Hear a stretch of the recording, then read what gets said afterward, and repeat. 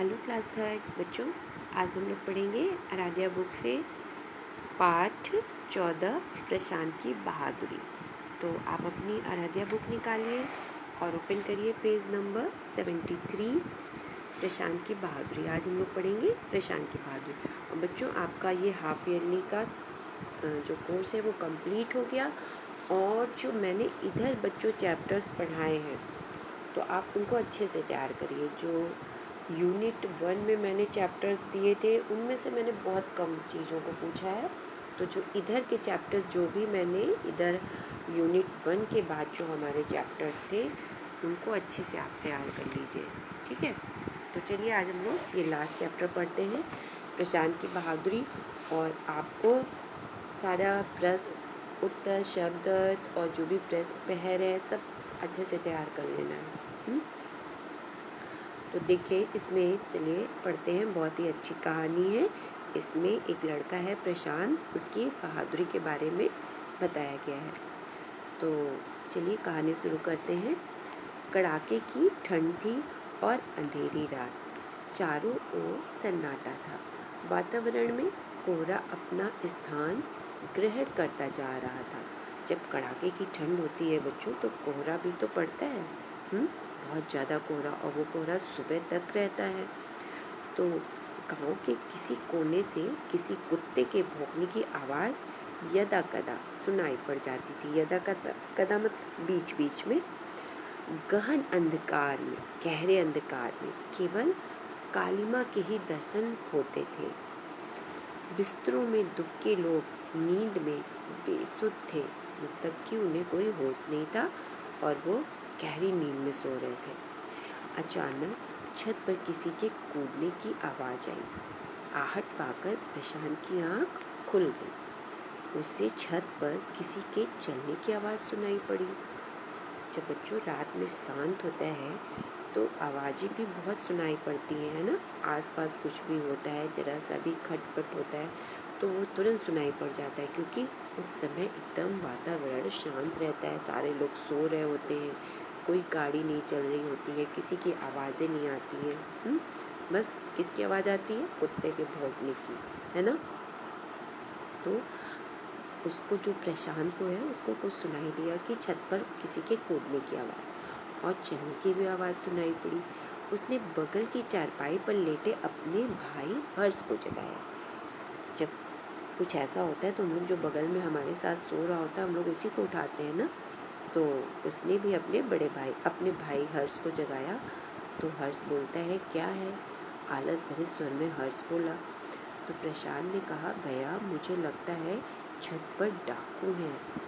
तो हर्ष के मुंह से शब्द निकला, क्या? और वह तुरंत उठकर बैठ गया। तब तक प्रशांत ने टॉर्च जला ली थी। उसने सामने घड़ी पर रोशनी फेंकी। रात के 2 बजे थे। उन्हें धीमे स्वर में बातें करने की आवाजें भी सुनाई दे रही थी। पिताजी शहर गए हुए थे। इसी अवसर का लाभ डाकुओं ने उठाया। डाकुओं को पता था कि इनके घर में कोई बड़ा नहीं है, तो इसीलिए उन लोगों ने कहा कि चलो आज इनके घर पे हमला करते हैं। तो दोनों बालक दूसरी मंजिल पर बने कमरे में सोए थे। माँ व दादी नीचे के कमरों में थी। दोनों बालक सहमे हुए थे। बच्चों सहमे, जब कोई आपको पता चले कोई चोर डाकू आपके घर पे आ गया है तो डर तो लगेगा ही, है ना। तो फिर क्या हुआ कि सीढ़ियों से उतरते हुए डाकुओं के पैर उन्हें अपने सीने पे चलते हुए अनुभव हो रहे थे, है ना। उनको डर लग रहा था कि जैसे जैसे डाकू सीढ़ियों से उतर रहे थे उन्हें लग रहा था जैसे उनके सीने पे कोई चल रहा है। किसी ने उनके कमरे का बाहर से कुंडा बंद कर दिया। अब वे नीचे की मंजिल की ओर उतरने लगे। फिर क्या हुआ? प्रशांत बोला, भैया तुम यहीं रुको, किसी तरह इन्हें संभालना, मैं थाने जाकर पुलिस को खबर करता हूँ। प्रशांत बोला। उसने खूंटी पर टंगी पिताजी की धोतियों की आपस में गांठ लगाई। जो खूंटी पर पिताजी की धोतियाँ टंगी थी उसने क्या किया, उसको आपस में बांध लिया और फिर वो चुपके से उसने छज्जे वाला दरवाज़ा खोला। छज्जे का जो दरवाज़ा था उसने खोला। फिर धोती का जो छोर था वह छज्जे की रेलिंग से बांध कर वह नीचे गली में उतर गया। नीचे के कमरों में डाकू दरवाजा तोड़ने में लगे थे। एक डाकू ऊपर छत पर टहल रहा था।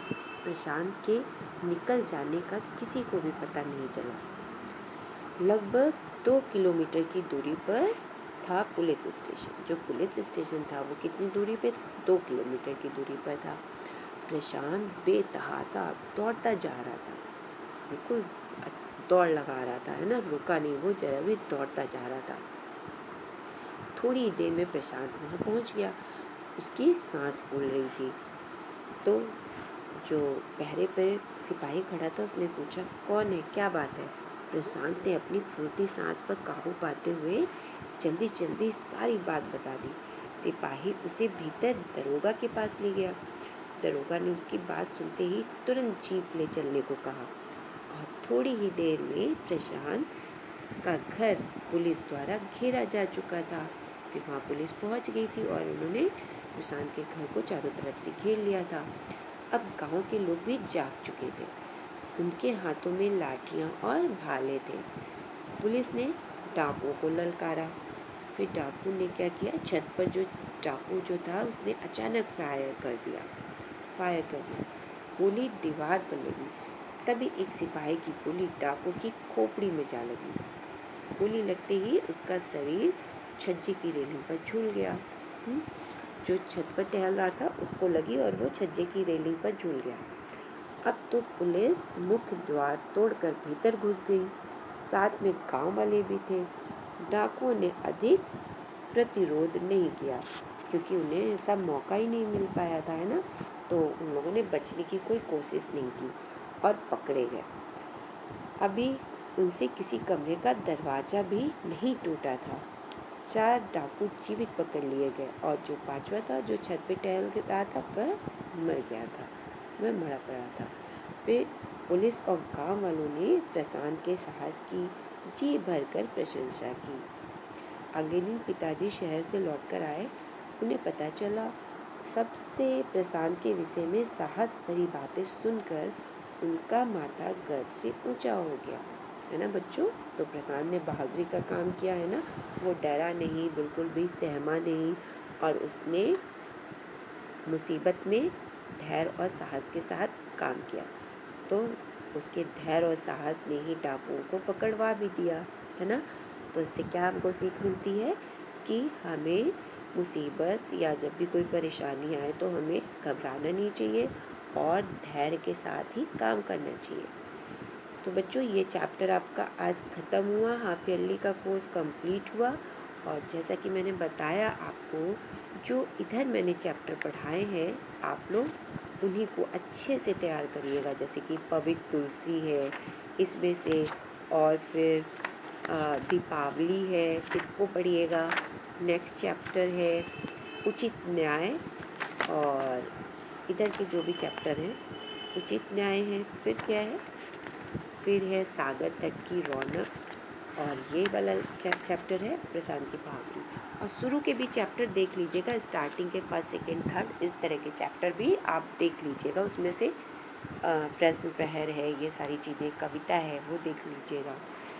तो बच्चों आप लोग इसका जो भी प्रशांत की बहादुरी का ये जो प्रश्न प्रहर है, उपयुक्त शब्द चुनकर एक स्थान भरिए, सही कथन के सामने सही गलत का निशान लगाइए, सही विकल्प के आगे निशान लगाइए, ये सब आप लोग खुद से करिएगा क्योंकि चैप्टर को हम लोगों ने अच्छे से रीड किया है।